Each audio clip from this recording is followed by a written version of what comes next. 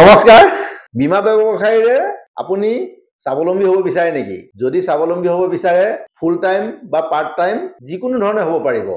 তাৰ কাৰণে কি লাগিব জানে গাঁও অঞ্চলৰ কাৰণে মেট্ৰিক পাছ হ'লেই হ'ল আৰু চহৰ বা নগৰ অঞ্চলৰ কাৰণে হাই সেকেন্ডাৰী পাছ কৰিব লাগিব তাৰ পিছত 25 ঘণ্টাৰ এটা অনলাইন ট্ৰেইনিং ল'ব লাগিব 25 ঘণ্টাৰ এটা ট্ৰেইনিং লোৱাৰ পিছত IC38 ৰ ওপৰত আমাৰ IRD এ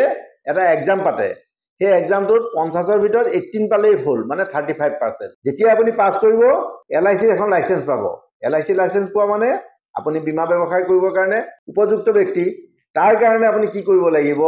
এই গোটেই প্ৰক্ৰিয়াটো কোৱালিফাই কৰিবৰ কাৰণে মই কমল গগৈ 25 বছৰীয়া এটা অভিজ্ঞতাৰে বিশ্বনাথ চাৰিআলিত মুনলাইট মাৰ্কেট কমপ্লেক্সৰ ফাৰ্ষ্ট ফ্লোৰ সমৃদ্ধিত বিনামূলীয়া প্ৰশিক্ষণ দি আছো তাৰ কাৰণে আপোনালোকে যোগাযোগ কৰক পাছ কৰাৰ পিছত কেনেকৈ কৰিব লাগিব কাক ক'ব লাগিব কেনে ধৰণে আপুনি যাব এই সকলোখিনি